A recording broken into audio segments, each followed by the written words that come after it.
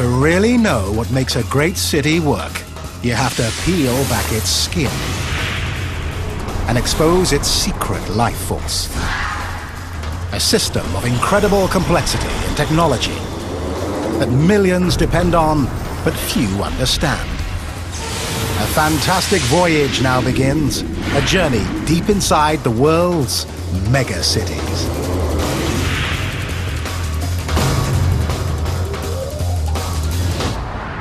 Once, it was the capital of the world's greatest empire.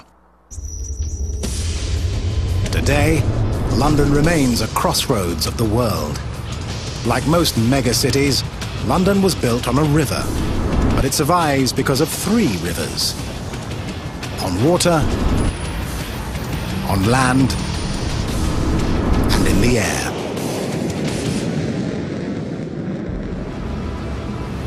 To survive, London must keep all 3 streams flowing. Yet every minute, in all 3 dimensions, millions of people are on a collision course. To avert disaster, this megacity keeps a sleepless vigil. These are its sentinels. Cameras. Sensors.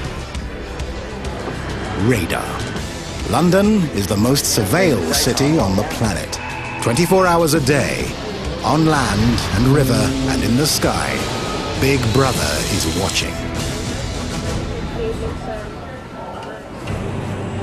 Heathrow. Gateway to London. No airport on Earth does more with less. 1,400 flights a day. 63 million passengers a year. A control tower more than 55 years old. And the most daunting number of all, 2. Just 2 runways to handle almost 500,000 flights a year. The busiest international airspace in the world. Watching over this frenzy of flight are 100 pairs of eyes, the air traffic controllers. Among them, Adrian Dolan. We've just got a constant flow of traffic from 6 in the morning to 11 at night. You might think that with the number of aircraft that we handle every day, how on earth do we do it? How do we get all those aeroplanes in and out of the airport? It's actually extremely regimented. With so little room to maneuver, the choreography and the timing must be perfect. With only 2 runways, Heathrow dedicates 1 to landings and 1 to takeoffs. At most airports, when 2 planes take off in the same direction, the margin of safety between them must be at least 2 minutes. For Heathrow, 2 minutes is too long. They're forced to follow a more complex pattern. By alternating takeoff directions, Heathrow closes the gap, and their performance is legendary. On a sunny day, once wheels leave the tarmac, the next plane follows as quickly as 45 seconds later. That gap is called the Heathrow Minute. The same precise planning controls landings. 30 miles out of Heathrow, inbounds are routed into 4 corkscrew holding patterns called stacks.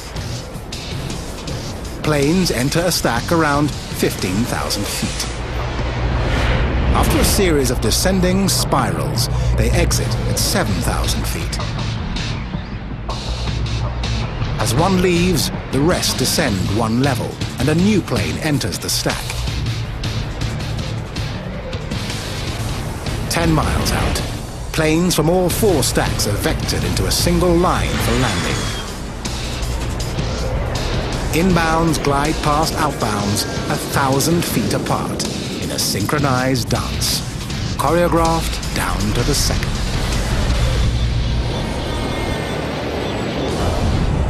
And that's what it's all about. It's all about maximum tuning all the way down to the very end, very fine tuning. So in that way we can pack as many aeroplanes into the landing runway as possible.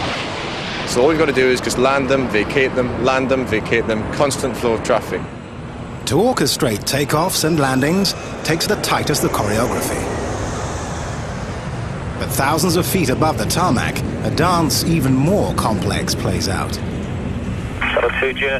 To anyone else, these are just blips on a screen. Yet each blip means millions of dollars of machinery and hundreds of lives. If two blips ever touch, disaster. August the 27th, 1997. Another cloudy day in London.